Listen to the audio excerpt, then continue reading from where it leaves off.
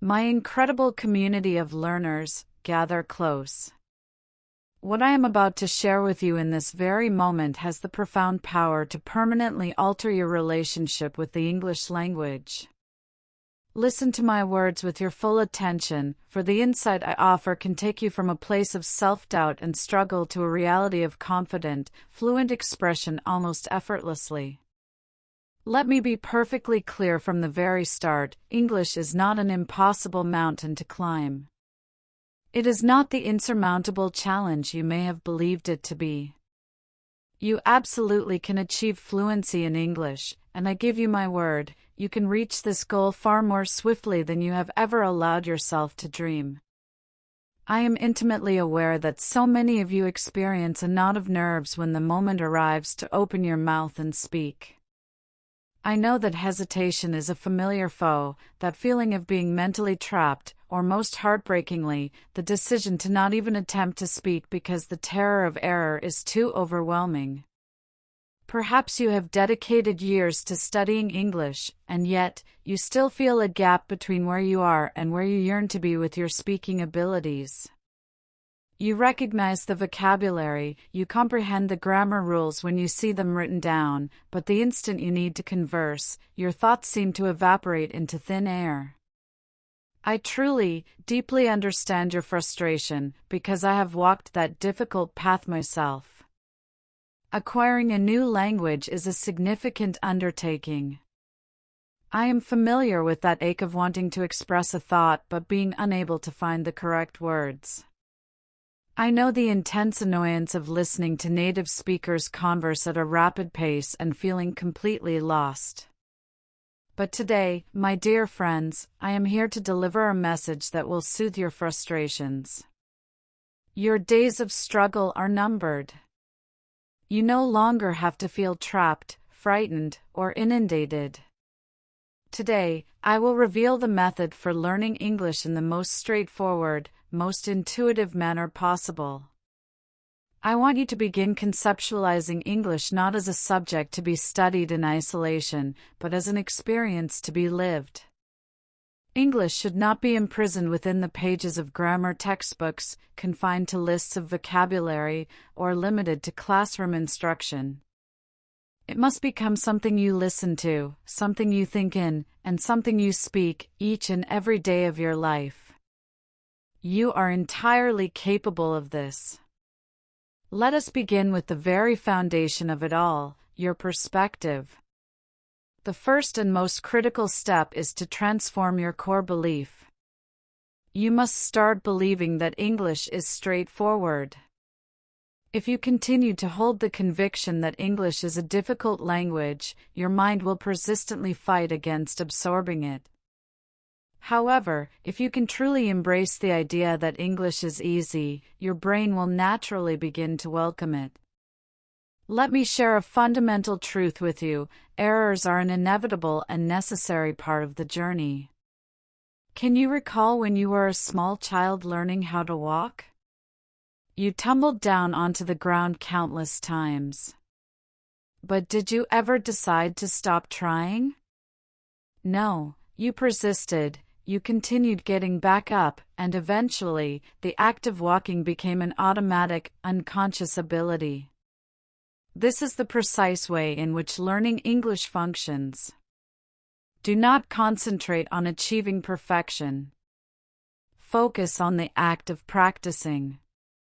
If you are not making any mistakes, you are not truly learning.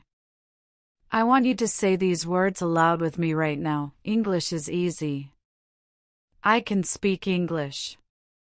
I am learning every single day. Say it with conviction. Repeat it. Believe it. And you will begin to observe a remarkable shift in how your mind processes the English language. Your self-assurance will start to flourish, and you will discover yourself feeling increasingly at ease. Altering your mindset is the initial, and most potent, step you will take.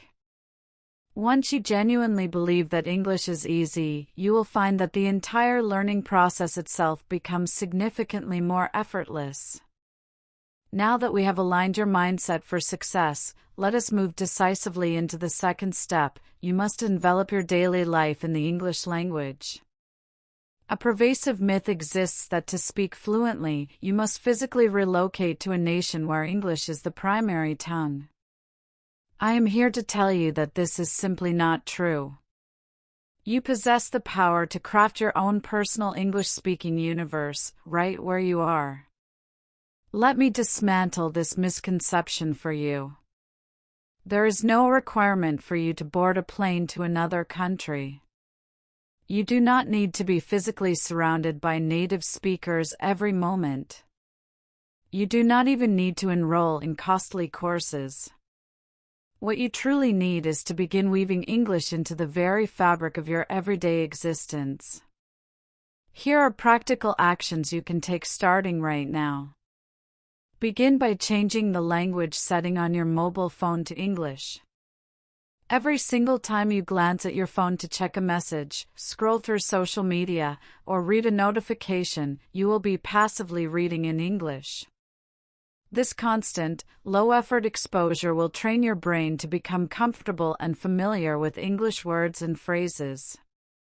Next, I want you to initiate the powerful practice of thinking in English. At this moment, you likely form thoughts in your native language and then perform a mental translation into English before speaking. This process is what makes your speech feel slow and awkward. Instead, you must start building the habit of thinking directly in English. It can begin with the most basic, simple thoughts. As you wake up, think, I am feeling tired today. I need a strong coffee. As you get dressed, think, this shirt is blue. I will wear comfortable shoes. Start with these small mental sentences, and you will be amazed to find that, in time, your brain will automatically begin thinking in English without that burdensome intermediate step of translation. Furthermore, I want you to start talking to yourself in English. Yes, you heard me correctly. You must become your own most patient conversation partner. Stand in front of a mirror and initiate simple dialogues with yourself. This is one of the most effective and safe methods to practice, as it completely removes the fear of judgment from others. You can ask yourself questions about your day and then answer them aloud. What am I going to have for breakfast? I think I will have eggs and toast. What is my plan for work today? I need to finish that important report. This practice will dramatically improve both your speaking fluency and your pronunciation. Another powerful technique is to use your imagination. Visualize yourself in a conversation with a friend or a colleague. How would you greet them? How would you answer a question about your weekend? Practice these imaginary interactions daily. Another transformative step is to label the world around you. Take small sticky notes, write the English names for common objects in your home, and attach them to those items. Every time you walk past your refrigerator, see the note and say out loud, "This is a refrigerator. I keep milk and vegetables inside it." When you see a book on your table, state, "This is a book. I am reading it in the evenings." These seemingly minor adjustments to your environment will collectively create a powerful immersion effect, making English feel like a natural and integrated part of your daily life, not just a subject you study. Let us now courageously address one of the most common and formidable barriers that stands between you and fluent speech, the overwhelming worry about grammar. A great number of learners are convinced that they must first achieve a perfect, or near-perfect, understanding of English grammar before they can even begin to speak. I am here to tell you that this belief is one of the most significant mistakes you can make on your learning journey. If you focus an excessive amount of your energy on grammar rules, you will inevitably become terrified of making mistakes. And if you are paralyzed by the fear of error, you will never find the confidence to open your mouth and speak freely. I want you to pause and consider this carefully. When young children learn to speak their native language, do they first enroll in classes to memorize grammatical structures? Do they study charts of verb conjugations? Absolutely not. They listen intently to their parents and the people around them. They repeat sounds and words they hear. Gradually, they begin to assemble those words into simple, then more complex, sentences. This exact, natural process is the model you should follow for your own learning. You must forget about achieving perfection. Your primary goal must be to learn how to speak first. You can worry about refining your grammar to a more advanced level later. Begin with the most fundamental sentences. Use structures like I am eating, she is going to the market, or they are playing football. These simple sentences are the building blocks of the language. They will help you internalize how English functions in a practical sense. Through consistent use, you will find that you naturally begin to employ more sophisticated structures without consciously thinking about the rules. The essential ingredient here is repetition. You must practice saying these basic sentences aloud until they feel automatic, until they roll off your tongue without a second thought. This is how you build a solid foundation. The key is to prioritize communication over correctness. Your mission is to be understood, not to be grammatically flawless on the first attempt. Every time you communicate an idea successfully, even with imperfections, you are winning. You are breaking down the wall of fear and proving to yourself that you can do this. Let the intricate details of grammar come to you gradually, through exposure and practice, rather than trying to master them all before you have even begun to speak. With the foundation of a positive mindset and an English-rich environment established, it is time for the most thrilling step, bringing the language to life through your daily actions. Now that you have begun to surround yourself with English, the next logical progression is to actively speak it as a natural part of your routine. Every single action you perform, from the moment you wake up until you retire for the night, can be narrated, described, or thought about in English.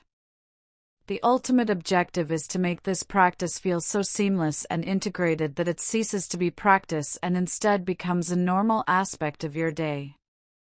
Let me provide you with concrete, actionable examples that you can start implementing immediately. In the morning, as you first open your eyes, let your first conscious thought be in English. Say aloud, "Good morning. It is time to start the day. I feel rested and ready." As you move to the kitchen to prepare your breakfast, describe your actions. Now I am boiling water for my tea. The kettle is hot.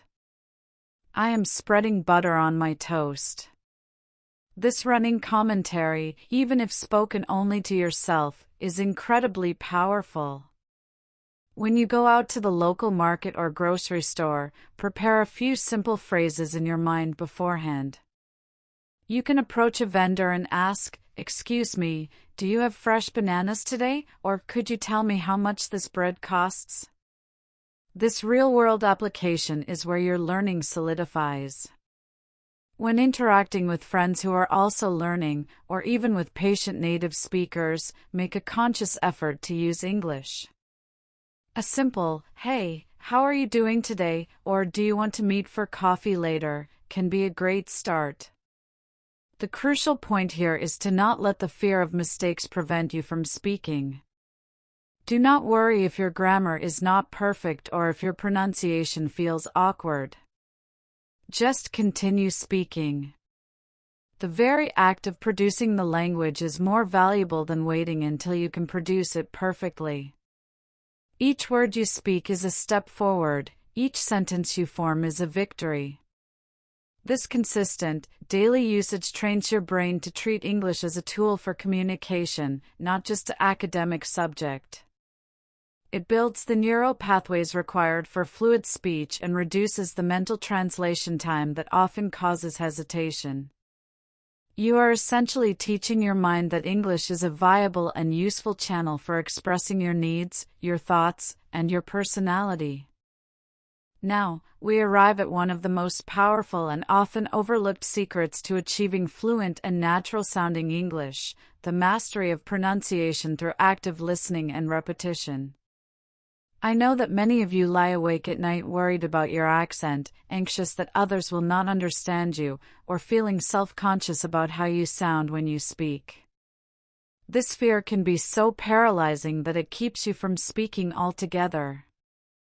But I want to state this with absolute clarity: effective pronunciation is not about erasing your accent to sound exactly like a native speaker. It is about achieving clarity, ensuring you are understood, and, most importantly, building the confidence that allows you to express yourself without hesitation. I will guide you through a series of potent yet simple techniques that, when practiced consistently, will lead to remarkable improvements in how you sound. The first and most critical technique is to listen and imitate. This is the cornerstone of natural pronunciation. You must train your ears to hear the subtle music of the language, the intonation, the rhythm, the stress patterns, and then train your mouth to reproduce it. This active listening forms the very foundation of speaking because it rewires your brain to recognize and then replicate authentic English sounds. Here is exactly how to do this. First, select a source of native English that you enjoy. This could be a podcast on a topic you love, a YouTube channel from a charismatic presenter, or a scene from your favorite television show. The key is that the content should be engaging and at a level where you can understand the general meaning. Next, listen actively. Do not just let the sounds play in the background. Focus intently on how the speaker forms their words. Notice where their voice rises and falls in a sentence. Pay attention to the speed, and identify which words they emphasize and which they glide over quickly. This awareness is the first step toward imitation. Then, the most important part: imitate and repeat. After hearing a short sentence or even a phrase, pause the audio and say it aloud yourself. Try to copy not just the words, but the exact melody and rhythm of the speaker's voice. If they say, "I really want to go to the cinema," you must try to say "want to" as the blended one that native speakers use, and stress the word "really." Repeat this process over and over until your version begins to mirror the original. This consistent practice of listening and imitating is like a workout for your speech muscles. It trains your mouth and your brain to produce English sounds naturally and confidently. Many learners operate under the misconception that speaking quickly is the hallmark of fluency. They push themselves to race through sentences, believing speed will mask their insecurities. However, this often leads to the opposite effect: muddled pronunciation, swallowed words, and a listener who struggles to understand you. The true key to clear and confident speech is not speed, but clarity. I urge you to slow down. Give each word the space and attention it deserves. When you speak slowly, you allow yourself the time to form sounds correctly and to breathe, which naturally calms your nerves. This does not mean you should speak in a slow, robotic monotone. It means speaking at a controlled pace where your diction is precise. Try this exercise: choose a simple paragraph and read it aloud, but deliberately at half your normal speed. Focus on pronouncing the ending consonant of each word clearly. Pay attention to the shape of your mouth as you form vowel sounds. You will be amazed at how much clearer you sound. Another highly effective strategy is to isolate and practice sounds that are particularly challenging for you. Every language learner encounters specific English sounds that feel foreign and difficult. For instance, the th sound, which does not exist in many languages, is a common hurdle. Do not avoid these sounds, conquer them. Practice them in isolation. For the th and think, place the tip of your tongue gently between your teeth and push air out. Repeat the sound, then the word, then a sentence. I think about this thing. Another common challenge is the distinction between the light L and the rolling R. For the L, as in light, the tip of your tongue should touch the roof of your mouth just behind your teeth. For the R, as in right, the tongue pulls back and does not touch the roof. Practice the minimal pair, light and right. She saw the light. Turn right at the corner. By breaking down these problematic sounds and giving them dedicated practice, you transform them from obstacles into tools. This targeted work, combined with a commitment to clear and measured speech, will dramatically increase your intelligibility and boost your confidence, because you will know, without a doubt, that you are being understood. Beyond mastering individual sounds, there exists a secret layer of the English language that truly brings it to life. Its rhythm and music. This layer is governed by stress and intonation, the rising and falling melody of your speech. English is a stress-timed language, which means that stressed syllables and important words occur at roughly regular intervals, while less important words are squeezed in between. This rhythm is what gives English its characteristic beat. Mastering this is what will elevate your speech from being merely understandable to sounding natural and engaging. Let's start with word stress. In every multi-syllable word, one syllable is stressed more than the others. Saying a word with the wrong stress is one of the quickest ways to make it unrecognizable to a native listener. For example, say the word photograph. Now say photographer. Finally, say photographic. Notice how the stress shifts. This is not a random occurrence, it is a rule-based pattern that you will internalize over time. A powerful practice tip is to clap your hands on the stressed syllable. Say contract, the noun, and clap on con. Then say contract, the verb, and clap on tract. This physical action reinforces the auditory pattern. Now, let's expand this to sentence-level stress. In a typical sentence, we stress the words that carry the most meaning, the content words. These are usually nouns, main verbs, adjectives, and adverbs. We reduce the stress on function words like articles, prepositions, and auxiliary verbs. Listen to this sentence, I want to go to the store. The words want, go, and store are stressed, while the others are said more quickly and softly. This creates the rhythm. Practice by reading simple sentences aloud and boldly emphasizing the content words. Then, we have intonation, the overall melody. A falling intonation at the end of a statement conveys certainty, it's a beautiful day. Downright arrow, a rising intonation can indicate a question, it's a beautiful day? Upright arrow, pay close attention to how native speakers use their voice like a musical instrument, going up and down to convey meaning, emotion, and intent. Record yourself reading a short dialogue and listen back. Does your speech have a flat, robotic monotone, or does it have the lively music of a natural English speaker?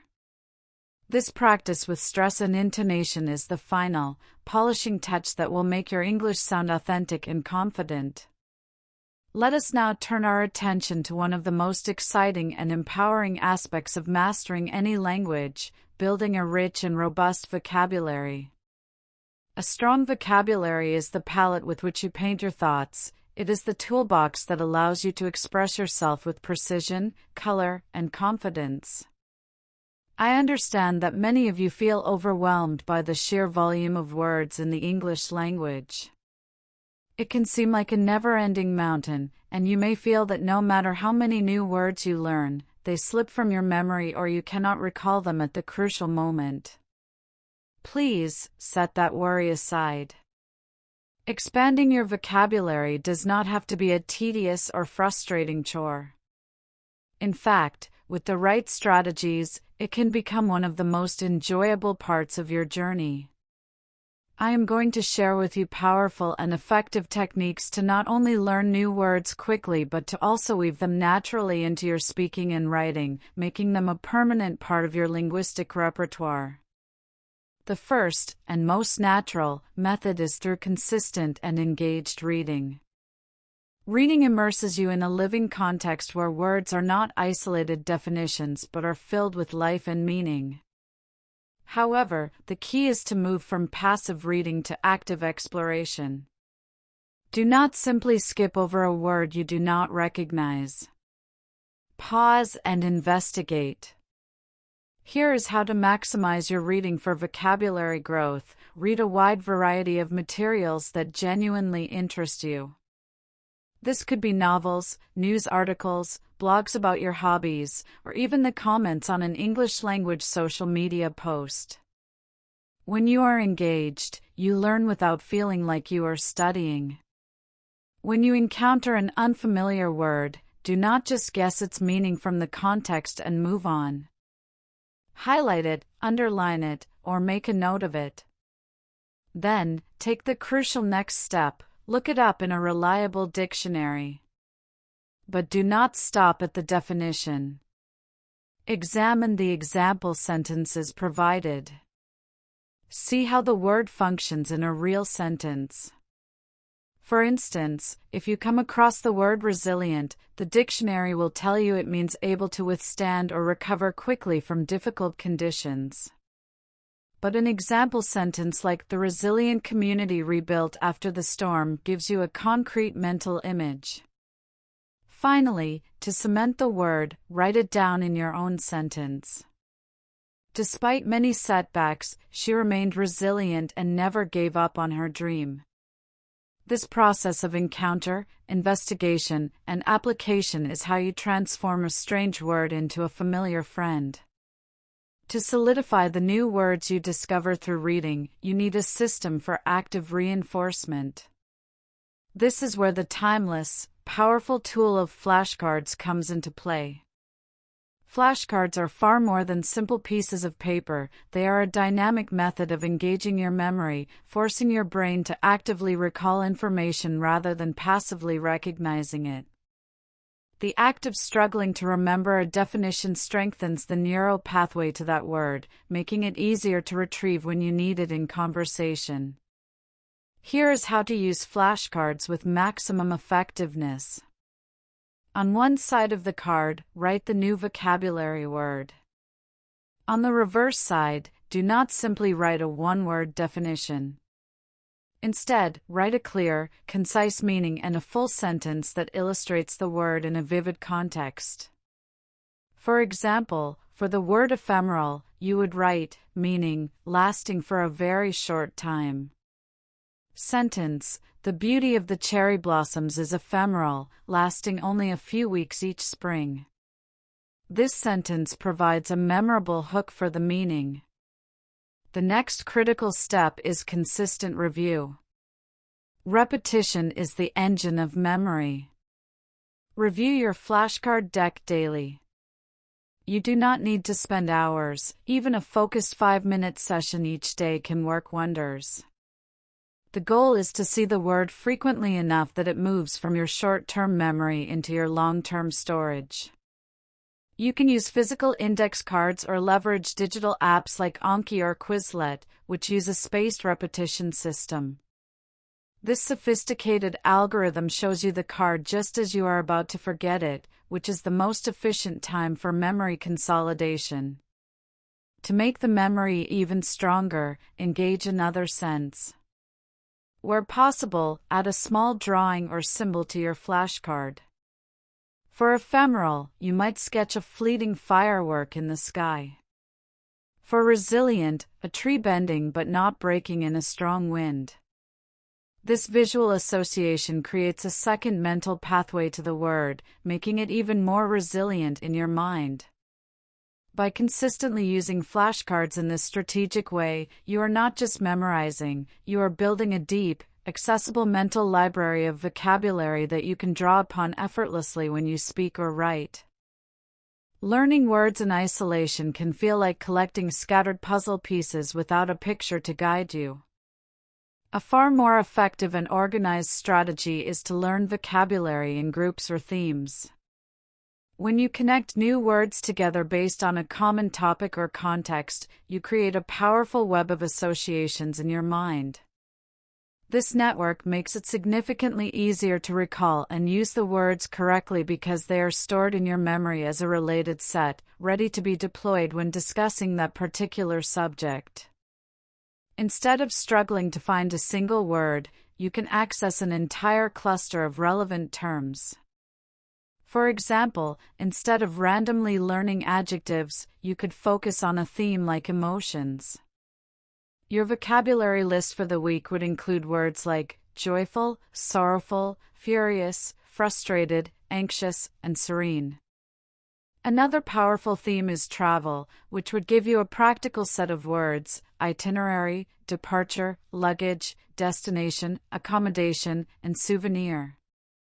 If your goals are professional, a business theme would be invaluable, with words like strategy, deadline, negotiation, client, contract, and proposal.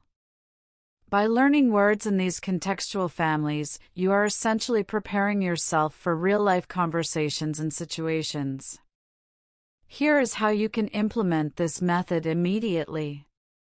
Each week, deliberately select a specific theme that interests you or is relevant to your life. It could be food and cooking, technology, health and fitness, or hobbies. Once you have your theme, commit to learning a manageable set of 10 to 15 words related to that topic. Create a dedicated list for these words, complete with their definitions and example sentences. For instance, under food and cooking, you would learn verbs like to chop, to simmer, to grate, nouns like whisk, recipe, ingredients, and adjectives like spicy, bland, crunchy. This thematic approach does not just build your vocabulary, it builds your confidence. You will know that if a conversation turns to the topic of food, you have a prepared arsenal of words to use. This method transforms vocabulary learning from a random scavenger hunt into a structured and purposeful mission, equipping you with the precise linguistic tools you need for the conversations you are most likely to have. Learning a new word is only half the battle. The true victory comes when you can seamlessly incorporate it into your own speech and writing. Possessing a word in your mental dictionary is meaningless if it remains trapped there, unused. The most powerful method to cement a new word in your long-term memory is to use it actively and repeatedly. This process of active usage moves the word from being a passive entity you recognize to an active tool you command. The moment you construct your own original sentence with a new word, you are forging a personal connection to it, making it truly yours. Here is how you can begin this transformative practice. First, make it a non-negotiable habit to write sentences with every new word you learn. Do not just copy the example from the dictionary. Create your own sentences that are relevant to your life, thoughts, and experiences. If you learn the word magnificent, instead of just noting the definition, write, "The view from the mountain peak was magnificent, and she delivered a magnificent performance that moved the entire audience." By using the word in different contexts, you understand its flexibility and nuance. Next, and this is the most crucial step, you must dare to speak with these new words. Do not save them for a future, perfect moment that may never come. Begin introducing them into your daily conversations, even if it feels forced at first. Start with simple insertions. If you learned the word efficient, you could say to a colleague, "I'm looking for a more efficient way to organize these files," or at home, "This new dishwasher is much more efficient than the old one." The initial awkwardness will quickly fade, replaced by a growing sense of ownership and confidence. Furthermore, proactively seek feedback. If you are practicing with a friend, family member, or language partner, explicitly ask them to correct you if you misuse a new word. This feedback loop is invaluable. It closes the gap between misunderstanding and proper usage. Do not fear correction, welcome it as a gift that accelerates your learning. Every time you successfully use a new word in a real conversation, you have won a significant battle in your language learning journey. You have proven to yourself that you can not only understand but also produce advanced language. This active application is the final, essential step that transforms theoretical knowledge into practical, fluent power. To truly achieve a masterful command of the English language, you must learn to dance with its nuances. This is where the strategic study of synonyms and antonyms becomes your most elegant tool. Synonyms, words that share a similar meaning, and antonyms, words that express the opposite meaning, do more than just expand your word count, they grant you precision, variety, and the ability to express subtle shades of thought. Relying on the same basic words makes your speech sound repetitive and simplistic. By cultivating a rich collection of synonyms, you can paint with a full spectrum of colors instead of just primary ones. For instance, instead of overusing the word happy, you can learn to choose the perfect shade of meaning: joyful for a deep, abounding happiness, content for a peaceful satisfaction, delighted for a pleased and surprised feeling, cheerful for a bright and optimistic disposition, or pleased for a more formal sense of approval. Similarly, for the word sad, you could select unhappy for a general state, sorrowful for a deep, grieving sadness, gloomy for a pessimistic sadness, disappointed for sadness related to unmet expectations, or melancholic for a thoughtful, lingering sorrow.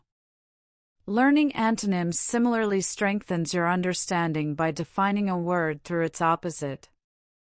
Understanding that huge is the opposite of tiny, enormous contrasts with minute, and gigantic is the antonym of microscopic helps to solidify the meaning of all these words in your mind. This practice does not just add words to your vocabulary, it builds a sophisticated network of relationships between them. This network allows you to think more critically about word choice and to express yourself with the exactitude of a skilled craftsman. When you can effortlessly choose between big, large, huge, enormous, and gigantic based on the specific degree of size you wish to convey, you have moved from simply speaking English to wielding it with artistry and confidence.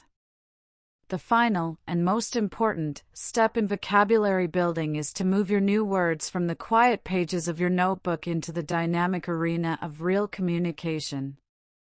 All the learning, listing, and flashcard practice culminates in this single, vital action: using your vocabulary in genuine conversations and written expressions. Practice is the bridge between knowledge and fluency. The more you speak and write in English, the more opportunities you create to actively recall and use the words you have worked so hard to learn. This is where they truly become a part of you. You must proactively seek out or create these opportunities for practice. Begin by initiating conversations with friends who are also learning, with a tolerant teacher, or with a language exchange partner you connect with online. The platform is unimportant, the courage to speak is everything.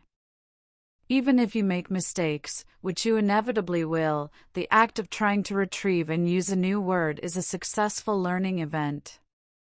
It strengthens the mental pathway to that word far more effectively than passive review. Do not let the fear of an incorrect usage silence you. If you use a word poorly, your conversation partner can correct you, and that correction becomes a powerful, memorable lesson. Another immensely effective practice is to engage in writing. Start a simple personal journal in English. Write just a few sentences each day about your experiences, your thoughts, or your plans. Make a conscious effort to weave in 2 or 3 of your newly learned words. You could write, "I felt quite anxious before my presentation, but the outcome was ultimately favorable," or "the conference was a lucrative opportunity to connect with potential clients." Writing allows you the time to think carefully about word choice and context, reinforcing correct usage in a low-pressure environment. You could even try writing short stories or dialogues, challenging your creativity while employing your expanding vocabulary. Remember, the goal is not to use every new word perfectly on the first try. The goal is to try, to experiment, and to learn from the process. Every sentence you speak and every line you write is a stepping stone across the river to fluency. By engaging consistently in real communication, you ensure that your vocabulary is not a static collection of definitions, but a living, growing toolkit that empowers you to express your unique self in English. Now, we must confront the single greatest obstacle that stands between you and fluent English expression: fear. This fear is a silent thief, stealing your voice before you even have a chance to speak. It manifests as a racing heart, a dry mouth, and that frustrating mental block where all your carefully learned vocabulary seems to vanish. I want you to know that this fear is not a sign of weakness, it is a universal experience for every language learner. But it is not an obstacle you must live with. It is a wall you can, and will, tear down. The root of this fear is often the dread of judgment, the worry that others will think less of you if you make a mistake, speak with an accent, or hesitate. I am here to tell you that this fear is based on a misconception. Most people, especially native speakers, are far more forgiving and supportive than your anxiety will allow you to believe. They appreciate the effort and courage it takes to speak their language. To overcome this, you must change your relationship with mistakes. You must see them not as failures, but as the most valuable data points in your learning journey. Every error is a flashlight illuminating a specific area for improvement. Would you criticize a toddler for stumbling while learning to walk? Of course not. You would cheer every wobbly step. You must become your own most supportive cheerleader. Let me give you a simple, powerful tool to break the cycle of hesitation: the 3-second rule. The moment an opportunity to speak arises, or a thought forms in your mind that you could express in English, you give yourself only 3 seconds to start. Do not overthink. Do not plan the perfect sentence. Do not translate. Just open your mouth and begin. You might start with a simple, "well," or "that's an interesting point." This initial momentum is often all it takes to bypass the fear center of your brain. The sentence does not have to be perfect, it just has to be. The more you practice this rule, the more you rewire your brain to associate speaking with action, not with anxiety. Remember, the goal is communication, not perfection. Every time you speak, you are winning. Building upon the crucial step of acknowledging your fear, let us now construct a fortress of confidence brick by brick. Conquering fear is not a single event, but a process built through consistent, deliberate practice. One of the most effective ways to do this is to actively reprogram the internal dialogue in your mind. Right now, that voice might whisper, "You will sound foolish," or "they won't understand you." You must silence that critic and replace it with a champion. Before any situation where you need to speak English, practice positive self-talk. Look in the mirror and say aloud, "My voice has value. I am capable of communicating my ideas. Every word I speak makes me stronger." This may feel strange at first, but these affirmations act as cognitive armor against anxiety. Another powerful technique is visualization. Close your eyes and vividly imagine yourself in a conversation, speaking English calmly and clearly. See the other person nodding, understanding you, and responding positively. Feel the confidence coursing through you. Your brain processes these vivid rehearsals similarly to real experiences, building a blueprint for success. Furthermore, deliberately place yourself in low-stakes environments where the pressure is minimal. This could be a conversation with a patient language partner online, speaking to a supportive friend, or even talking to a pet. The goal here is not perfection, but desensitization. The more you speak in these safe spaces, the more you normalize the act of expressing yourself in English, and the less daunting it becomes in higher-pressure situations. Remember, courage is not the absence of fear, it is the decision that your desire to communicate is more important than your fear of stumbling. Every time you choose to speak, you are not just practicing a language, you are practicing bravery. And like any skill, bravery grows stronger with use.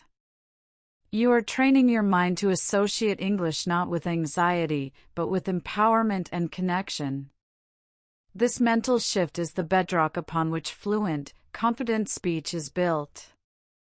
You are not just learning to speak English, you are unlearning the habit of fear. The ultimate key to unlocking effortless fluency, the final piece of the puzzle that seamlessly connects all the other steps, is to cultivate the habit of thinking directly in English. This is the mental leap that transforms the language from an external subject you study into an internal voice you inhabit. As long as you are thinking in your native language and then performing a laborious, real-time translation in your head, your speech will always feel slow, awkward, and hesitant. Translation is a cognitive bottleneck that clogs the flow of conversation. Thinking in English, however, removes this barrier entirely. It allows you to express your thoughts as they form, with a speed and spontaneity that mirrors that of a native speaker. This may sound like a distant, advanced skill, but I assure you, it is a habit that can be built from the ground up, starting today. You begin this process by consciously shifting your internal monologue. It starts with the simplest of words. Look around you right now. What do you see? Name each object in your mind using English words: laptop, window, cup, desk. Do not let the words in your native language even appear. If they do, gently acknowledge them and then replace them with the English term. This is the foundational practice. Once you are comfortable labeling static objects, you move to your actions. As you go about your day, narrate your activities in simple, present tense sentences inside your mind. I am walking to the kitchen. I am opening the refrigerator. I am pouring water into the glass. The water is cold. This running commentary is a silent, continuous rehearsal for speech. It builds the neural pathways that connect concepts directly to English words, bypassing the translation center of your brain. The next stage is to graduate from describing the physical to expressing the abstract. Begin to form your opinions, plans, and reflections in English. If you are considering what to make for dinner, think, I am in the mood for something spicy. Maybe I will cook pasta with a spicy tomato sauce. If you are reflecting on your day, think, that meeting was very productive. I feel satisfied with my work. This practice of internalizing the language is the most powerful form of immersion because it makes English the medium of your thoughts. It is a silent rehearsal that happens all day long, preparing you for the moment you need to speak aloud. To truly master the art of thinking in English, you must progress beyond simple narration and begin to use the language for your most complex cognitive tasks. This is where you fuse your intellectual and emotional self with English. Start by conducting your internal debates and problem-solving sessions in English. If you are weighing a decision, think through the pros and cons in English. If I take this new job, I will have a longer commute. However, the salary is better and the work seems more challenging. By doing this, you are not just learning vocabulary, you are learning to reason and analyze in your new language. Furthermore, make a conscious effort to process your emotions in English. When you feel happy, identify that feeling with English words. I feel so joyful and grateful today. When you are frustrated, articulate it mentally. This traffic is incredibly frustrating. I wish I had left home earlier. This practice weaves English into the very fabric of your emotional being, making it a natural outlet for expression. Another powerful technique is to consciously switch your passive consumption to English. When you are daydreaming, let the scenarios play out in English. When you are planning your future, formulate those plans in English sentences. Next year, I want to travel to Japan. I will save money each month to make it possible. Challenge yourself to explain complex concepts from your field of work or study to an imaginary audience in your mind. How would you describe your job, a recent project, or a hobby using only English? This forces you to navigate around words you don't know and to use the vocabulary you possess with creativity and precision. This advanced level of internal dialogue does more than improve fluency, it forges a new identity for you as an English speaker. You are no longer a person who speaks English, you are becoming a person who thinks in English. This shift is profound. It means that when you open your mouth to speak, the words will not be a translated approximation of your thoughts, but a direct and fluid expression of them. The hesitation vanishes because the language is already there, fully formed and waiting to be spoken. This is the final frontier between learning and living the language. The journey to fluency is a symphony, and thus far we have practiced the individual instruments, your mindset, your vocabulary, your pronunciation, and your internal monologue. Now, it is time to bring all these elements together in harmony through the powerful, combined practice of active listening and simultaneous speaking. This technique, often called shadowing, is the accelerator that will propel your fluency to new heights. It directly connects your comprehension to your speech, training your brain and your mouth to work in unison at a natural pace. Here is how you will practice this transformative method. Select a short audio clip from a native speaker, a few sentences from a podcast, an audiobook, or a clear dialogue from a movie. The content should be slightly above your comfort level but still understandable. First, listen to the segment once or twice to grasp the general meaning and rhythm. Now, as you play the audio again, I want you to speak aloud at the same time as the native speaker. Try to match their pace, their rhythm, their intonation, and their pronunciation as closely as possible. It will feel challenging at first, like rubbing your stomach and patting your head simultaneously. You might lag behind or stumble over words. This is completely normal and expected. The goal is not perfection on the first try. The goal is to train your neural pathways to process and produce English concurrently. Repeat the same segment over and over until your voice begins to blend with the recording, until the pauses become shorter and your inflection matches theirs. This exercise does not just improve your pronunciation, it builds the muscular memory for the flow of English, making it feel natural and effortless on your tongue. It is the bridge between understanding the music of the language and being able to play it yourself. Combine this with your practice of thinking in English, and you create a powerful feedback loop. Your thoughts generate English, and your shadowing practice perfects your ability to express those thoughts fluidly. This is the final, integrated practice that transforms separate skills into instinctive, fluent speech. The final, and most rewarding, phase of your journey is to fully integrate English into the tapestry of your daily life, making it not just a language you study, but a lens through which you experience the world. This is where learning transcends practice and becomes living. The goal is to reach a point where you unconsciously choose English for various parts of your day because it feels natural and enriching. Start by assigning English to specific daily rituals. Perhaps you decide that your morning journaling will always be in English, allowing you to reflect on your dreams and set your intentions for the day in your new language. Maybe your commute becomes your dedicated English podcast time, where you immerse yourself in stories and ideas. You could choose to follow a recipe in English, learning culinary terms while you cook dinner, or watch the evening news in English to understand global perspectives. The key is to attach English to activities you already enjoy, so it becomes a source of pleasure rather than a task. Furthermore, begin to curate your digital world in English.